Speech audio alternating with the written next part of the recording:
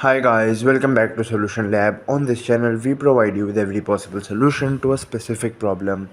Whether it's a quick fix or a detailed tutorial, we're here to help. So without any further delay or any further ado, let's jump right into the video. So in today's video, I'm gonna show you how you can unpin your pinned playlist on Spotify. Before moving towards the video, please make sure that you've already subscribed to Solution Lab. If you haven't already, please consider subscribing and hit that bell icon so you get notified from our latest videos. Now let's jump right in. First of all, open up the Spotify mobile application, and at the bottom you can find is your library. Tap on that and you can see at the very top is the playlist that are pinned in the green pin color. Hold on any one of them and you will get the option of unpin playlist, the third option. Tap on that. Once you do that, as you can see, that playlist has been unpinned, and that is how you can simply unpin playlist on Spotify.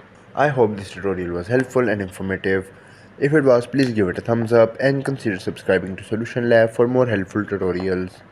If you have any queries or suggestions, just leave them in the comments below. Till then, take care, see you next time.